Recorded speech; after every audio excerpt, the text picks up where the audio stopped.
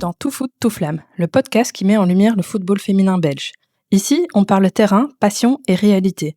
Je pars à la rencontre des joueuses, des clubs et de celles et ceux qui font vivre ce sport au quotidien. Ensemble, on découvre les coulisses, les défis, mais aussi les vraies avancées du football féminin en Belgique. Alors que tu sois fan de foot ou simplement curieux, bienvenue dans Tout Foot, Tout Flamme. Depuis son arrivée à Anderlecht, Amélie Delapre s'est imposée comme l'une des joueuses les plus décisives du championnat. Pour sa première saison en 2023, c'est simple, 20 buts en 30 matchs. Des statistiques qui parlent d'elles-mêmes, mais derrière les chiffres, il y a surtout une compétitrice née. Avec son exigence, son mental et cette culture de la gagne à la française, elle apporte quelque chose qu'on dit parfois trop rare dans le football belge, l'obsession de gagner. Dans cet épisode, on parle de performance, de mentalité, d'ambition et bien sûr de football. Bonne écoute! Bonjour Amélie, je suis hyper contente de t'accueillir dans ce podcast 100% dédié au football féminin belge. Avant d'en savoir plus sur ton parcours, est-ce que tu peux te présenter sans utiliser le mot football ? Alors bonjour, j'ai 25 ans, je suis française et je suis en Belgique maintenant depuis 3 ans et voilà. Et maintenant avec le mot football. Et du coup, je suis joueuse de foot à Anderlecht et je joue depuis toujours, c'est ma passion. Donc comme tu l'as dit, tu viens, si je ne me trompe pas, du Puy-en-Velay. C'est dans le sud de la France, près de Lyon. On va généraliser pour ceux qui ne connaissent pas. À quel moment tu choisis le foot ? J'ai commencé en club à 5-6 ans, mais j'ai toujours joué. En fait, je viens d'un petit village, au sud de la France. Et dans mon village, il y avait 3 ou 4 familles avec d'autres enfants. Et c'était de mon âge que des garçons en fait. Et j'avais mon frère aussi qui a 2 ans de plus et on jouait tout le temps. On jouait tout le temps au foot, aussi à l'école, à la récréation. Je jouais toujours et j'ai toujours vraiment, vraiment aimé ça. En fait, après, ça s'est fait naturellement. À 5-6 ans, je me suis inscrite en club. Je jouais aussi avec des garçons. Et après, j'ai continué et j'en ai toujours fait. Au niveau de tes parents, il y avait une petite réticence. Ils n'ont pas dit « tu veux pas essayer un autre sport ?» Non, pas du tout. Je pense que quand j'étais petite, je me rendais pas forcément compte que c'était un sport de garçon. Je m'en rendais compte parce qu'il y avait pas d'autres filles, mais en même temps, même à l'école, mes amis et tout ça, c'était toujours des garçons. Donc, c'était plus, moi qui allais avec eux, mais que je sois une fille ou un garçon, ça changeait pas vraiment quelque chose. Et pour mes parents, c'était pareil. Je jouais au foot, en fait. Eux, ça a pas vraiment d'importance le sport que je fais en fonction de si je suis une fille ou un garçon. C'est juste, si t'aimes le foot, amuse-toi, quoi. Oui, et puis tu prenais du plaisir. Exactement, ils me voyaient heureuse et ça a jamais vraiment posé de problème. Donc, pourquoi me dire quelque chose ? Jusqu'à quel âge tu joues avec les garçons ? J'ai joué jusqu'à 15 ans. Pour être honnête, si j'avais pu continuer, je l'aurais fait parce que j'aimais vraiment, je trouvais que l'esprit de compétition, le niveau, le rapport aussi athlétique était plus fort avec les garçons, donc c'était vraiment quelque chose qui me plaisait. Après, en France, à partir de 15 ans, on n'a plus le droit, donc j'ai dû aller jouer avec les filles. Au début, c'était un peu compliqué parce qu'aussi, un homme et une femme, c'est différent aussi socialement. Donc oui, quand je suis arrivée avec les filles, c'était difficile au début, mais après, voilà, je m'y suis fait et aussi, c'était aussi intéressant pour moi parce que la première année, je jouais à Saint-Étienne, mais c'était U18, U19. Le niveau n'était pas forcément comme j'aurais voulu. Ouais. Donc du coup, après, quand je suis allée plus haut avec des adultes, etc., c'était plus intéressant. À ce moment-là, donc entre tes 15 ans, 18 ans, comment ça se passe au niveau de tes études ? À 15-16 ans, je suis partie à Lyon en pôle espoir. Donc en fait, en France, quand il y a 5 ou 6 endroits en France où il y a des pôles qui sont gérés par la fédération, où en fait on s'entraîne toute la semaine ensemble, mais le week-end on joue avec notre club. Donc à ce moment-là, je jouais le week-end avec Saint-Étienne, mais toute la semaine je m'entraînais à Lyon avec des filles de plein d'autres clubs, de Lyon, de Marseille, il y avait des filles de Dijon, etc. C'est déjà bien poussé parce que du coup, là, on est en 2015, plus ou moins, 2015-2017, si on compare à la Belgique. Je ne sais pas précisément où on en est à ce moment-là, mais c'est pas du tout la même chose au niveau de l'encadrement, les études. Du coup, j'étais au lycée à ce moment-là, donc c'était aménagé, c'est vraiment idéal pour faire sport et études en même temps. Donc du coup, on avait par exemple l'entraînement le matin, l'après-midi on allait à l'école ou l'inverse, et c'était vraiment fait pour qu'on puisse faire les deux ensemble. Et ça, je pense qu'en France, c'est quelque chose qui est vraiment bien, même au niveau de l'université. Par la suite, je suis allée à l'université, j'ai fait STAPS et ensuite j'ai fait fac de droit. Et je sais pas exactement comment c'est en Belgique, mais en France, on a la possibilité en tant que sportif de haut niveau de pas suivre tous les cours. Donc, c'est pas bien parce que possible. Voilà. Après, ça reste compliqué parce que on a un aménagement pour ne pas aller en cours, mais faut avoir aussi les capacités pour faire les deux. Oui. Mais on a quand même cette possibilité-là et je pense que c'est aussi intéressant parce que du coup, pendant 4 ans, j'ai fait université et foot et je suis vraiment contente d'avoir pu faire ça. Oui, on va revenir un peu là-dessus en détail, mais c'est clair que on l'a vu déjà pas mal de fois dans les épisodes précédents. Il faut avoir, je dirais, parfois des facilités à l'école ou les parents qui sont derrière. Enfin, il faut une combinaison un peu des deux pour avoir à un moment donné un niveau supérieur pour les filles au foot. Donc ton passage à Saint-Étienne, là, c'était encore en junior, en amateur. Tu avais déjà un contrat? Comment ça se passe? J'avais pas encore de contrat. À cette époque, les contrats à 16-17 ans, il y en avait pas beaucoup. Aujourd'hui, c'est plus courant. Mais oui, à cette époque, c'était déjà le début vraiment de la professionnalisation, vraiment, on va dire. Donc du coup, non, j'avais pas de contrat. J'ai signé mon premier contrat quand je suis allée à Metz à 17 ans. Oui, du coup, bon enchaînement. 2018, tu arrives à Metz et c'est là que tu vas faire tes études. Double changement, donc tu deviens plus ou moins professionnel ou totalement. Tu pars aussi de la maison, où tu étais déjà en académie, quand tu étais à Saint-Étienne, tu étais déjà loin de ta famille? Alors, je suis partie à 11 ans de ma famille parce que j'étais à l'internat. C'était pas pour le foot, c'était pour des raisons pratiques. Et après, quand j'étais à Lyon, pour le coup, j'étais vraiment loin de chez moi, donc je rentrais pas tous les week-ends. Donc, oui, c'était déjà quelque chose que tu avais fait. Exactement. En fait. Dès 14-15 ans, je savais ce que c'était qu'être loin de ma famille. Après, oui, quand je suis partie à Metz, je rentrais plus qu'une fois pour Noël et une fois en été. Donc là, oui, c'était un vrai changement, mais c'était pas très compliqué pour moi. Parce que tu avais déjà cet objectif en tête, tu sentais que le foot, c'était quelque chose qui allait t'apporter au niveau professionnel? Oui, dans un sens, oui, mais c'est surtout que c'est ma passion et j'avais la chance d'en faire mon métier et je m'amusais, je m'entendais très bien dans l'équipe, on s'amusait à l'entraînement. Après, voilà, je faisais ma vie à côté. Quand on est jeune, on voit pas forcément, être loin de sa famille. Pour certaines personnes, ça peut faire peur, mais moi, c'est quelque chose où, voilà, je sais qu'ils me soutenaient si jamais j'avais un problème. Bien sûr que si j'ai le choix, je préfère les voir, mais c'est pas quelque chose qui a été difficile. Quand tu arrives à Metz, le statut professionnel, ça représente quoi concrètement? Ils me proposent un contrat, donc j'avais un salaire et j'étais payée pour jouer au foot et c'est aussi une opportunité parce que du coup, pendant mes études, par rapport si on compare avec quelqu'un de normal qui doit peut-être travailler pour payer ses études, son appartement, etc.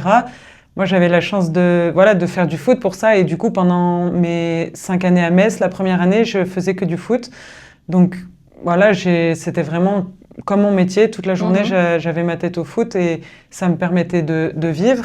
Ensuite, les 4 années suivantes, je faisais mes études et comme un métier, sauf que c'est une passion, donc on ne se rend pas compte qu'on travaille. En termes d'encadrement, donc c'est entraînement tous les jours? C'est entraînement tous les jours. On avait parfois 2 séances et match le week-end, sachant que la France, c'est plus grand, donc les week-ends, on part souvent sur 2 jours quand on joue à l'extérieur. Ça, c'est aussi une grosse différence avec la Belgique. Mais... Quand tu arrives, tu es directement titulaire. Comment ça se passe ton temps de jeu? Quand je suis arrivée, j'étais pas titulaire parce que j'avais 17 ans. Alors, je venais juste l'été avant de signer de faire la Coupe du Monde du vin où j'avais fait une bonne Coupe du Monde. Donc, il y avait quelques attentes quand même à ce niveau-là parce que j'avais déjà signé mon contrat avant cette compétition. Et ça, voilà, après cette compétition, j'ai eu plus de visibilité et d'attentes un peu de partout. Donc, ouais, c'est quelque chose qui arrivait un peu tout en même temps pour moi, mais c'est aussi chouette. Je jouais 20-30 minutes et après, au fur et à mesure que la saison a avancé, je jouais de plus en plus. Et après, j'ai gagné ma place de titulaire et forcément, quand à 17 ans, tu es titulaire jouais en première division en France. Je jouais encore en équipe de France jeune à ce moment-là. Et ouais, c'est idéal. Après, quand on est jeune, je pense qu'on ne se rend pas toujours compte de ce qu'on fait, c'est une fois que c'est fini qu'on le voit. D'un côté, tant mieux, parce que tu joues avec une certaine naïveté. Exactement, mais c'est ce que je pense les jeunes apportent le plus dans les équipes, c'est cette naïveté de ne pas réfléchir, juste s'amuser et ça crée quelque chose d'imprévisible et un peu de... de jeunesse, d'énergie.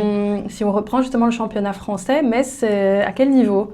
Alors, à l'époque, c'était première division. Ensuite, c'est descendu en deuxième division. Maintenant, ils sont en deuxième division et c'est difficile. Est-ce que tu sens aussi à ce moment-là une différence avec les garçons en termes d'infrastructure Oui, il y a une grosse différence avec les garçons. On peut pas trop comparer avec les équipes premières parce que il y a des différences énormes aussi dans le budget parce qu'ils rapportent beaucoup plus. Donc ça c'est tout à fait normal. Mais au-delà du financier, qu'est-ce que tu vois comme différence? Je pense qu'il y a certains clubs où il y a quand même des progrès à faire parce que même s'il n'y a pas la même visibilité, c'est aussi normal. C'est un investissement et je pense que les clubs qui ont réussi cet investissement dans un premier temps, ça coûte d'investir chez les filles, de mettre les mêmes conditions, mais si on regarde une équipe comme l'Olympique Lyonnais, qui je pense pour moi est une référence, aujourd'hui, ils rapportent énormément aussi avec leur équipe féminine, donc à la base, c'était un investissement, c'est sûr. Mais je pense que si on regarde à long terme, il y a aussi un gros marché derrière ça. Si on regarde en Angleterre, en Allemagne, maintenant les stades sont remplis. Donc, c'est vrai. Donc à la base, bien sûr, on ne peut pas comparer le foot féminin et le foot masculin comme dans tous les sports. Exactement. Comme dans tous les sports, il y a des différences morphologiques et physiques qu'on ne changera jamais. Mais je pense aussi qu'il y a d'autres aspects et qu'il y a vraiment un marché où je pense que la Belgique sur ça a de gros progrès à faire, la France aussi d'ailleurs. Oui. Mais si on regarde d'autres pays, même aux États-Unis, ils y arrivent très bien, donc c'est que ça peut intéresser les gens. Oui, c'est ça, parce qu'on dit, c'est vrai, parfois le football féminin n'est pas, entre guillemets, intéressant, mais quand on voit ce qui se passe ailleurs et quand on voit, comme tu l'as dit, l'Olympique Lyonnais, le Barça féminin, des grands clubs comme ça, et en Allemagne aussi, ça remplit des stades. Donc, c'est que ça intéresse.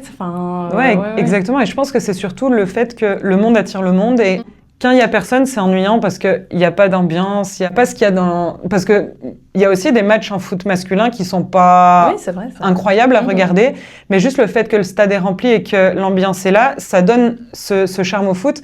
Et je pense que si on regarde les matchs de foot féminin où les stades sont remplis, c'est la même chose, il y a les mêmes émotions. Tout à fait. Il y a exactement le même engouement et je pense que c'est vraiment la grosse différence. Donc on peut parler de regarder un match de foot, mais si le stade est rempli, c'est une grosse différence. On peut le voir aussi en foot masculin pendant le Covid et que les stades étaient vides. C'était pas du tout agréable à regarder. Donc je pense que c'est plus la différence que le fait de dire masculin, féminin. Après, oui, il y a des erreurs qui se passent dans le foot féminin, il y en a aussi dans le foot masculin. Oui, bien sûr. Mais quand c'est une femme, on va dire, elle est nulle. Exactement. Au niveau de ta formation en France, qu'est-ce que la France t'a le plus apporté? Je dirais que la France, avec notamment la fédération, comme je disais tout à l'heure, j'ai été formée par la fédération, m'a permis mes qualités, comme toutes les joueuses qui sont au niveau, on les a, il y a une part qui est innée. Mais si on les développe pas, si on n'a pas un encadrement pour vraiment progresser et les mettre en pratique, il n'y a aucune joueuse qui peut, juste en s'entraînant chez elle, réussir. Donc je pense que c'est vraiment ça, me mettre dans de bonnes conditions. Aussi, j'ai joué dans toutes les équipes de France de jeunes et c'est quelque chose, ça fait rêver. Quand on a le maillot de la France sur les épaules, c'est quelque chose, ça donne envie d'aller encore plus loin, de travailler encore plus, de faire des sacrifices. Et voilà, j'ai eu la chance pendant 3 ans d'avoir des bonnes conditions d'entraînement et aussi des très bons et très bonnes entraîneurs qui m'ont fait énormément progresser. Et je pense aussi que c'est important. Au contraire, qu'est-ce qui était un peu plus difficile dans ce parcours? Est-ce que tu as été blessée à Metz? J'ai pas eu beaucoup de blessures pour l'instant. J'espère que ça continue. La saison dernière, j'en ai eu quelques-unes et j'espère que... Comment? Voilà. On y reviendra après. Mais sinon, non, j'ai eu quelques petits problèmes comme tout joueur ou joueuse. Mais il y a des moments où tout se passe bien, où mentalement c'est top et quand on est très fort, tout le monde est autour de nous et c'est super. Quand on a des moments où c'est un peu plus compliqué, c'est l'inverse. Je pense que c'est quelque chose qui, dans le sport en général, est très fort. C'est le fait, quand ça se passe moins bien, tout le monde attend qu'on soit toujours top, etc. Et quand on est très fort, on a beaucoup de soutien. Quand on a une période un peu plus compliquée, les soutiens, ils sont plus là. Et ça, je trouve ça un peu dommage. Mais c'est quelque chose que tu as vécu à Metz? À Metz, pas forcément. Mais après, c'est quelque chose qui existe, je pense, partout. Ah oui, mais clairement. Donc, dans tous les clubs que j'ai fait, je pense que c'est quelque chose qui existait. Mais je peux le voir aussi pour d'autres joueuses. C'est universel. Oui. Comment ça se passe la fin de saison à Metz? Oula, je me souviens plus. Je sais que je voulais pas continuer parce que j'avais fini mes études et j'avais joué 5 ans à Metz. C'est quand même assez long. Donc aussi dans le championnat en France, je joue souvent les mêmes joueuses, les mêmes équipes, etc. Et j'avais envie de changer. C'est pour ça que j'avais dit que je continuerais pas et que je voulais aller à l'étranger. C'était déjà ton choix. Oui, bien sûr. Après, j'avais aucune idée où. Quand j'ai dit à Metz que je partais, j'avais pas de club, j'avais aucune idée. Comment se passent les premiers contacts avec Anderlecht? C'est mon agent qui m'en avait parlé. Il m'avait proposé plusieurs clubs et j'avais beaucoup aimé le projet aussi. Comme dans mes études, j'avais eu un master de droit public et à la base, je voulais faire ma deuxième année à distance en étant à Anderlecht et je pensais faire mon stage à la Commission européenne vu que c'était droit public et beaucoup basé sur le droit de l'Union européenne.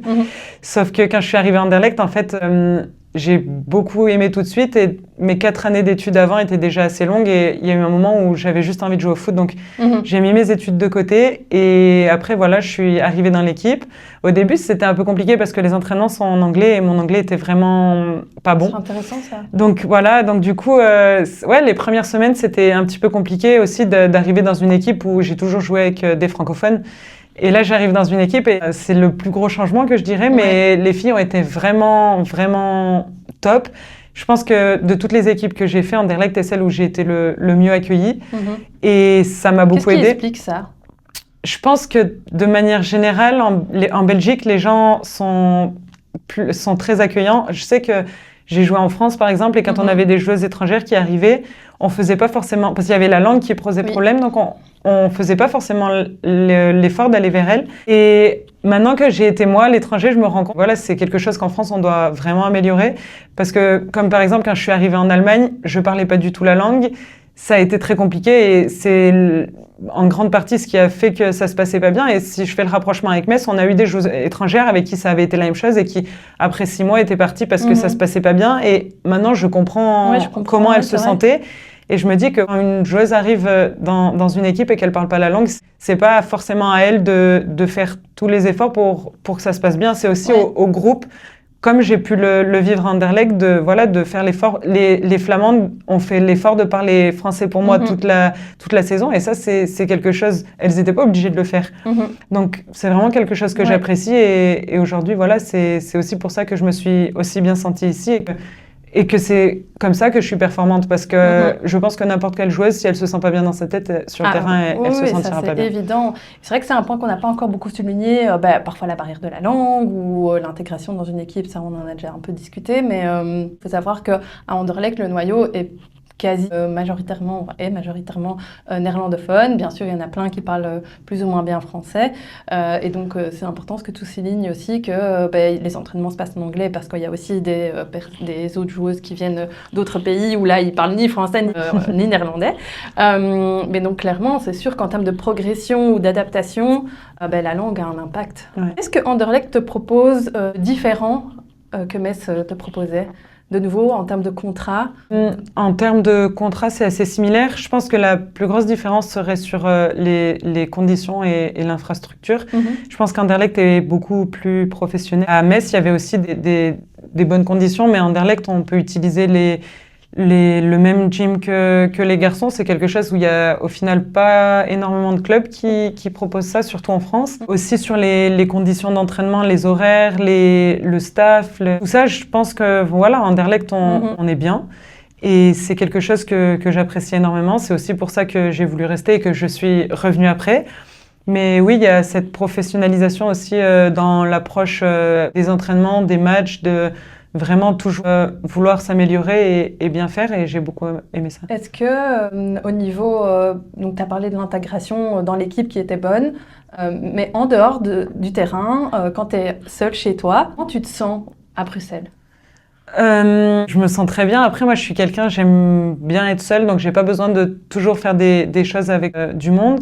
Mais oui, je connais quelques personnes en dehors. Il y a aussi quelques filles dans l'équipe avec qui j'aime faire des choses en dehors du foot. J'aime bien ma vie ici en Belgique, et j'ai un bon équilibre, je pense, entre le foot et le hors-foot.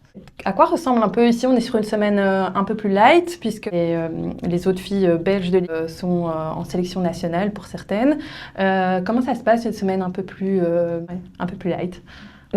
Alors au niveau foot, on a entraînement une fois par jour, sauf le mardi où on a le matin et après on a l'après-midi aussi.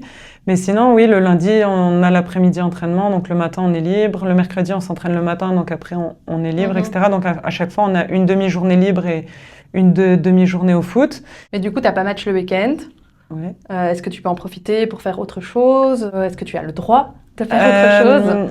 Alors oui, on a le droit de faire autre chose. On n'a pas tout le week-end parce qu'on entraîne le samedi. Et sinon, oui, il y a quelques activités qu'on n'a pas le droit de faire, mais c'est pour tout le monde dans le foot. Mais sinon, oui, on est libre de profiter, de penser à autre chose.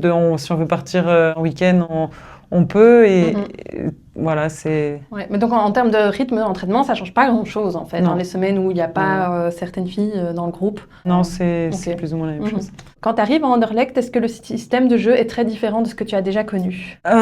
Oui et non. Je dirais non parce que le foot belge et le foot français, c'est quand même similaire. Je dirais, après, il y a quelques différences. Je trouve que en France, on avait parfois un peu plus de liberté au niveau tactique, ou surtout avec le ballon. Mais je pense aussi ça dépend au-delà du pays, beaucoup du staff et de ce qu'on attend de nous. Mais oui, je dirais qu'on avait peut-être un peu plus de liberté, mais sinon, c'est le même foot. Ouais, donc pour toi, ça ne change pas grand-chose, tu arrives à t'intégrer et en effet, tu fais quand même un bon début de saison quand tu arrives en 2023. 2023-2024, vous êtes championne, tu continues la saison et tu pars, je dirais, un peu du jour au lendemain. Pourquoi ce départ en Allemagne? Alors, pendant ma deuxième saison, j'ai eu quelques blessures déjà dès le début de la saison, notamment au niveau du dos. En fait, quand j'ai eu ma blessure, j'étais en fin de contrat à la fin de la saison et quand Cologne est venu, en fait, moi dans ma tête, je savais pas comment allait évoluer ma blessure et si je pouvais pas jouer jusqu'à la fin de saison, c'était aussi une opportunité de me dire j'ai cette opportunité-là, ils me font signer un contrat de 2 ans et demi, si je suis blessée, c'est aussi une garantie parce que si à la fin de la saison j'ai plus rien, je savais pas forcément. Il y a aussi le fait de jouer en Bundesliga, c'est quelque chose qui est attractif. Comme on disait tout à l'heure, les stades sont remplis et c'est encore un cap au-dessus. Oui, ça s'est vraiment fait du jour au lendemain et c'était pas une décision facile parce que mon cœur voulait rester à Anderlecht. Honnêtement, j'avais à la base pas envie de partir. Et c'est plus des petites choses à droite à gauche qui ont fait que j'y étais. Mais par exemple, quand je suis partie de Metz, j'étais vraiment convaincue de ma décision et je voulais changer. Donc j'y suis allée la tête 100% libre. Là, partir au milieu de la saison, aussi après, quand je voyais que Anderlecht n'allait pas forcément être champion, c'est aussi dans ma tête, je les ai abandonnés. Et peut-être que si je serais restée, ils auraient aussi pas été champions, ça bien sûr, mais c'est pas pareil quand je reste et qu'on n'est pas champion et quand je pars et qu'ils sont pas champions. C'est aussi quelque chose que j'ai un peu regretté, mais après voilà, j'ai fait ce choix et je peux pas le changer. J'ai aussi beaucoup appris là-bas, même si ça s'est pas super bien passé, que je me suis blessée et il y a eu beaucoup de choses, mais c'est aussi dans les moments difficiles, je pense, qu'on apprend. Et ça m'a aussi permis de me rendre compte de ce que j'avais en Anderlecht. Comment ça se passe de nouveau, l'intégration et surtout ton encadrement? Comment est-ce qu'ils prennent soin de toi? J'ai été vraiment bien accueillie. Le club, les conditions sont aussi vraiment intéressantes. L'équipe était aussi vraiment top. Mais ouais, après, comme je l'ai dit avant, il y avait la langue. Mon anglais était un peu mieux depuis que j'étais à Anderlecht, mais c'était pas, pour m'exprimer, c'était encore compliqué. L'allemand, j'en ai jamais fait. J'arrive dans une équipe où tout le monde parle allemand, sauf moi. Et il n'y a pas de joueuses autres internationales? Il y avait d'autres internationales, mais des Autrichiennes. Donc c'est aussi allemand. Il y avait une Norvégienne qui arrivait en même temps que moi. Mais le reste, il y a quelques Polonaises, mais qui jouaient en Allemagne depuis très longtemps, donc elles parlaient aussi allemand. Donc je pouvais parler en anglais avec tout le monde parce que leur anglais était correct, mais les entraînements étaient en allemand, les meetings étaient en allemand, les filles, quand elles parlent entre elles, c'était en allemand. Et moi, je suis quelqu'un, j'aime beaucoup de parler, de donner de l'énergie, voilà, de tout le temps m'impliquer. Et là, je me retrouve à part et c'est vraiment compliqué. Et voilà, après aussi avec la coach, c'était un petit peu compliqué.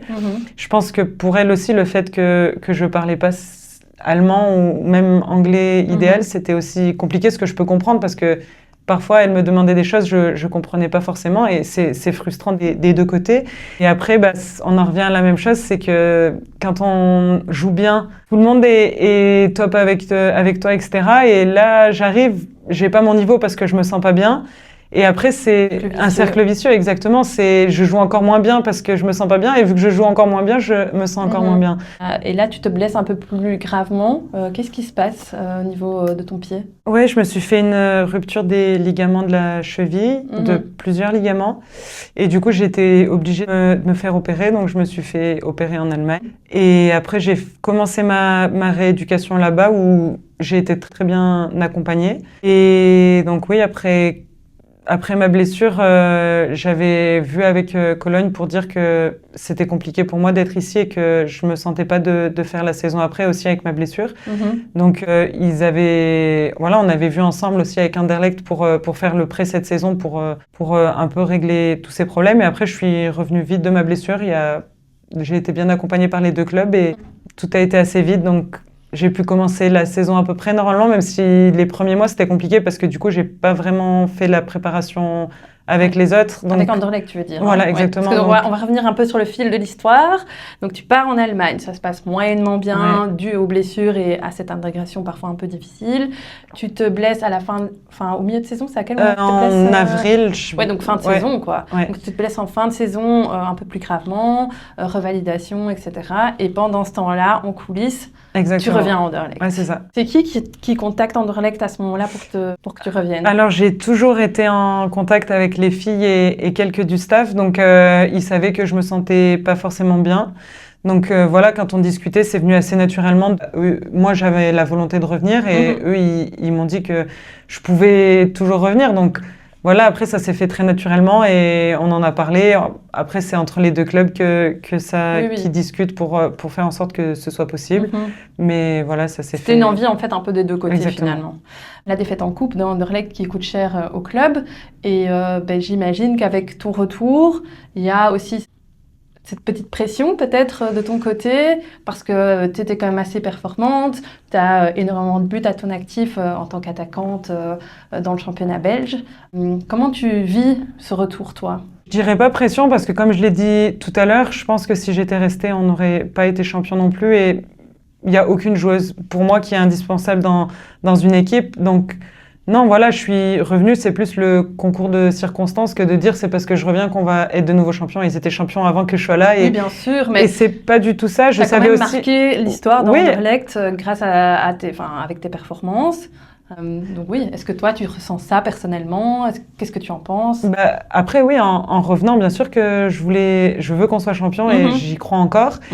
Et je savais aussi que ce serait dans un rôle différent parce que quand on a discuté pour revenir, ils m'ont tout de suite dit que ce serait probablement pour jouer au milieu plus qu'en attaque. Donc j'aimais aussi ce challenge-là c'était nouveau pour moi parce que j'ai jamais joué là avant. Donc oui, il y avait une pression dans un sens, mais c'était surtout le fait de revenir et d'aider l'équipe comme je peux. Et ensuite, c'est pas la même situation. Chaque saison est nouvelle et voilà, donc faut après faire en sorte que ça se passe le mieux possible. Après, cette saison, si on fait le doublé, ça aurait été un choix gagnant, mais comme toutes les autres joueuses de l'équipe, en fait.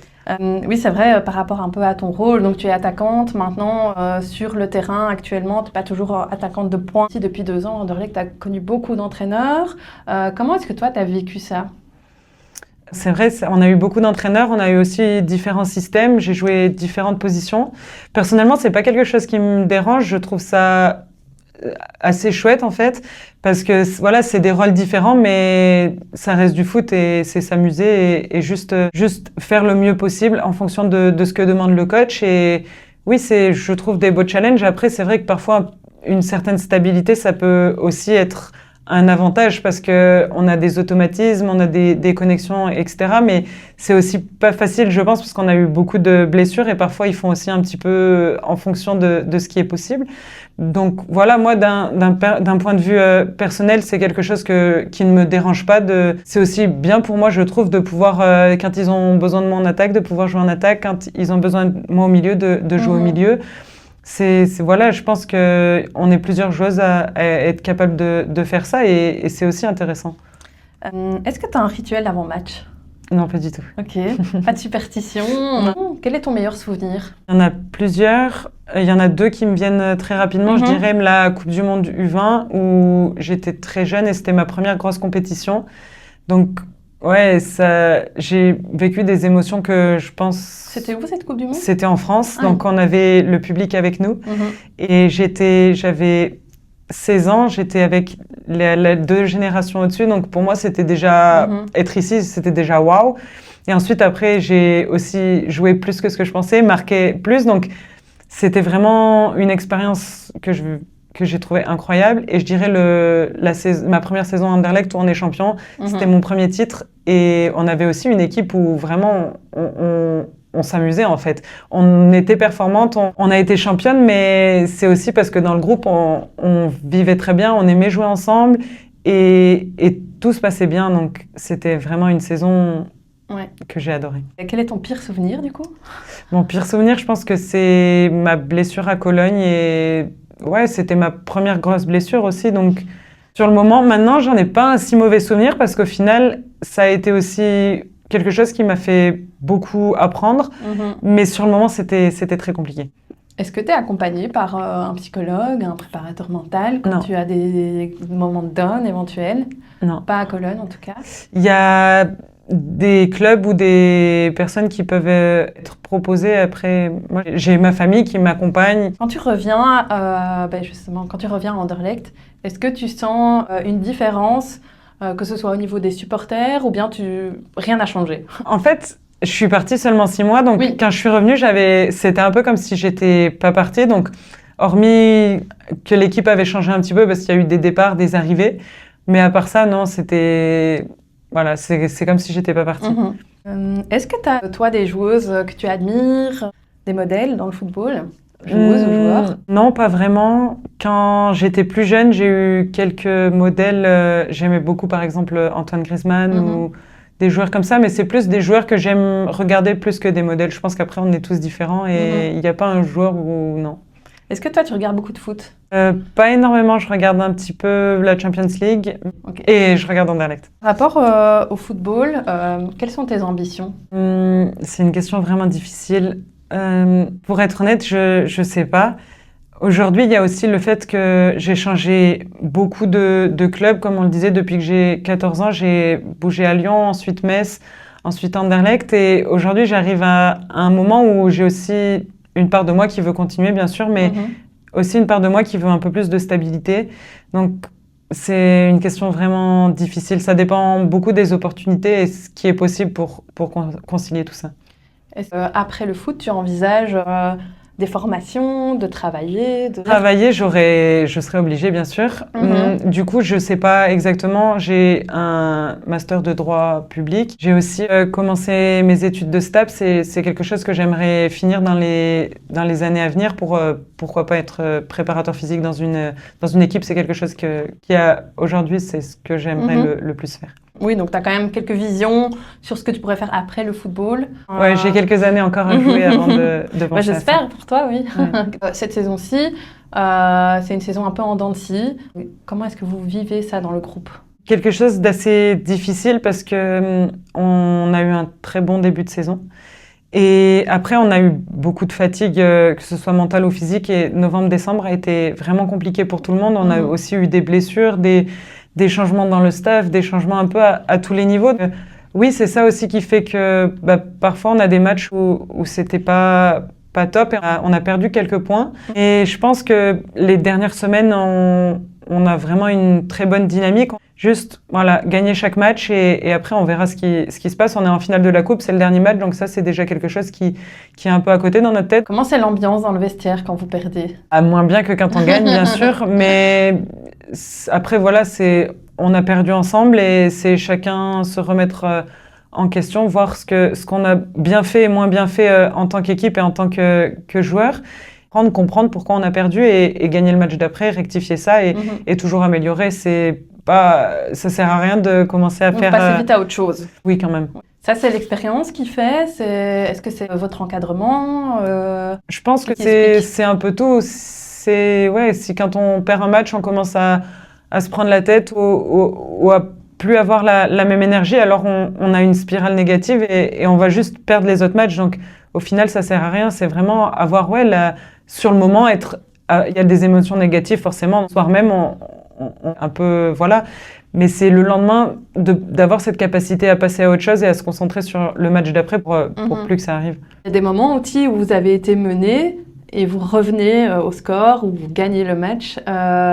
Justement, mentalement, qu'est-ce qui fait cette différence? C'est aussi une force qu'on a, je pense, dans ce groupe, c'est même quand on est mené, tant que le match n'est pas fini, c'est encore possible. Contre, je pense, ces Zult, on perdait 3-1. Je pense que tout le monde pensait, allez, voilà, Anderlecht va perdre des points. Et non, tant que le match n'est pas fini, on peut marquer 3 buts en 2-3 minutes. Donc, c'est ça, c'est de toujours y croire. Et tant que c'est pas fini, on n'a pas perdu de points. Donc et sur les saisons précédentes, Anderlecht avait aussi un peu tendance, je pense, un peu avant que tu arrives, à marquer vers la fin, quoi. Donc c'est un peu une ADN, finalement, parfois, qui suit le groupe. Oui, exactement. Et je pense aussi que parfois, tant qu'on n'est pas mené, on joue, et quand on est mené et qu'on se dit, maintenant, il faut réagir, et parfois, c'est pas forcément positif parce que, justement, quand on mène ou que le résultat est encore dans nos mains, on laisse trop faire, mais c'est aussi positif parce que du coup, quand ça se passe pas comme on veut, on se réveille et on agit. Et je pense qu'au final, on arrive quand même à... C'était vrai il y a 2 ans, c'est encore vrai aujourd'hui, à aller chercher des points. Si on doit refaire un peu les différences entre la France et la Belgique, qu'est-ce que la Belgique fait de mieux que la France? Je dirais, je l'ai déjà dit tout à l'heure, mais l'accueil dans l'équipe, je pense que c'est vraiment quelque chose où... Après, j'ai fait qu'un club en Belgique, donc je peux pas dire si c'est comme ça partout ou quoi. Mais je pense que vraiment, c'est quelque chose qui est positif pour moi. Est-ce que tu penses que la Belgique, donc là, plutôt au niveau des Red Flames, peut rivaliser avec d'autres équipes nationales? Sur un match, je pense qu'elles sont capables de gagner toutes les équipes. Après, bien sûr, on ne peut pas comparer avec l'Espagne ou quoi, mais oui, je pense que sur un match, elles sont capables de gagner contre tout le monde. Sur le terrain, tu es quand même assez expressive. T'as pas peur de dire ce que tu penses. Est-ce que tu penses que ça met l'équipe vers le haut? Ou parfois, ça peut être un peu déstabilisant pour les coéquipières? Alors oui, je suis d'accord. C'est aussi comme ça que je suis comme personne. Je pense que c'est aussi important d'avoir quelques personnes comme ça dans une équipe aussi quand on perd ou quoi, de donner de la voix et de l'énergie pour faire réagir. Je pense qu'il ne faut pas que tout le monde fasse ça, bien sûr, parce que ce serait compliqué. Mais je pense que si il n'y a personne qui parle, qui donne cette énergie, il ne se passe rien en fait. Et je pense que ça peut être problématique. Mais c'est comme tout, c'est un juste milieu entre faut pas que ce soit trop, mais pas trop peu non plus. Si on compare de nouveau un peu France-Belgique, on est peut-être toujours un peu plus gêné, plus... mais je pense aussi que c'est une différence... Humble. Enfin, pas humble, mais... Je vois, oui. Mais je pense aussi que c'est une différence de culture parce que aussi, en dehors du foot, les Françaises, au club, on nous l'a souvent dit, on parle beaucoup plus fort que les autres, on s'exprime beaucoup plus. Par exemple, il y a une table de ping-pong, quand on joue au ping-pong, on fait énormément de bruit. Quand les autres, les non-francophones jouent, ils sont plus calmes. Mais quelque chose qui est vrai aussi chez les garçons, je pense que c'est culturel, c'est... Les Français, on est comme ça et si on écoute les équipes françaises jouer, c'est beaucoup de joueuses comme moi, donc c'est un peu notre ADN. Oui, tout à fait. Je l'imagine bien. Mais d'un côté, c'est ce qui apporte aussi votre force. Et justement, en dehors du foot, qu'est-ce que tu aimes faire? Énormément de choses. J'aime sortir, aller manger dehors, boire un coup. J'aime beaucoup cuisiner. J'aime jouer aux échecs. Je lis aussi pas mal et de profiter avec mes proches, tout ça. Les amis que tu as pu te faire ici, c'est via... Moi, est-ce que quelle connaissance tu as? C'est beaucoup du foot, pas forcément de l'équipe, mais monde du foot, ou après, quand on fait des activités ou quoi, on peut rencontrer des gens. Passer aux questions un peu plus fun, ou en tout cas un peu plus spontanées du podcast. Dans l'équipe à Anderlecht, qui est la plus mauvaise perdante? Ah, c'est moi, totalement. Mais on en revient à ce que je disais tout à l'heure. Quand je perds, j'ai des émotions, donc je vais râler, je vais bouder. Quand je gagne, je vais chambrer tout le monde, je vais parler et tout. Quand je râle, je rentre au vestiaire, je suis fâchée. À l'inverse, qui est la plus chill, même après une défaite? Je dirais les Flamands de l'eau, Louke, tout ça. Laura Delos, Laura Deneve. Qui est la plus bavarde dans le vestiaire? Ça dépend comment on dit, parce qu'il y a un peu des groupes, mais ce qu'on entend le plus, c'est Aude et moi, ouais. Qui met le plus d'ambiance en faisant des blagues, mettant de la musique? Je dirais Aude, Clara aussi un petit peu. Ça peut être un peu tout le monde en fait, en fonction des circonstances. Qui est toujours en retard? On n'a pas trop de retardataires. Qui passe le plus de temps devant le miroir avant un match? Je dirais les filles du Nord, Vi, Andrea, Clara. Qui a le plus gros caractère sur le terrain? C'est moi. De nouveau, c'est pas quelque chose de négatif que l'on entend ici dans ce genre de questions. Et en effet, l'équipe parfois a besoin d'avoir des personnes qui s'imposent. Qui râle le plus contre l'arbitre? C'est moi aussi, c'est sûr et certain. Qui a les pires goûts musicaux? Vi, c'est pas mal. Aude, ça dépend, c'est très aléatoire. Mais je dirais, ouais, ça dépend un peu. Après, en fonction des pays aussi, ça peut varier un peu. Alors, qui serait la première à oublier un entraînement? Mika, je dirais. Si tu devais partir en vacances avec une seule coéquipière, avec qui ce serait? C'est difficile, mais Aude. Ok. Donc avec Anderlecht, avant vous jouiez à l'académie et depuis cette saison-ci, vous êtes passé à Dens, donc c'est situé près de Gand. Comment toi tu te sens là-bas et est-ce que tu vois un changement avec les supporters? Je pense qu'il y a deux manières de voir les choses. Pour les supporters, je pense que c'est compliqué parce qu'il y a un trajet à faire pour nous aussi. Et malgré tout, on a quand même des conditions avec un stade. On joue sur herbe, le terrain est beaucoup plus grand. Toutes les conditions autour, les vestiaires, etc., c'est pour nous vraiment mieux. Donc oui, je pense que c'est compliqué pour les supporters. On a aussi un petit peu moins de monde à nos matchs et ça, c'est vraiment dommage. Mais dans un autre sens, le terrain à l'académie, c'était synthétique, c'était vraiment petit. Les conditions, c'était pas idéal. Donc ouais, je pense que malgré tout, ça reste quelque chose de positif. Ouais. C'est vrai que peut-être qu'en termes de communication, il y a peut-être eu un malentendu au niveau aussi de la part du club de pas beaucoup communiquer sur cet avantage-là qui est en fait au final pour vous. Et on peut l'entendre clairement aussi. Pour conclure, où est-ce qu'on peut te suivre? Sur les réseaux, sur Instagram notamment, et après les réseaux du club. Merci Amélie pour cet échange. Si vous souhaitez assister à la finale de la Coupe de Belgique de football féminin et voir Amélie et l'équipe féminine d'Anderlecht sur le terrain, je vous donne rendez-vous le 30 mai à l'Easy Arena, le stade de La Louvière. Je mettrai toutes les informations utiles dans la description de cet épisode. Merci d'avoir écouté cet épisode. Si ça t'a plu, n'hésite pas à t'abonner au podcast pour ne rien manquer des prochains épisodes. Tu peux aussi laisser un like, un commentaire ou partager autour de toi. C'est ce qui aide vraiment à faire grandir le foot féminin en Belgique. On se retrouve très bientôt pour un nouvel épisode.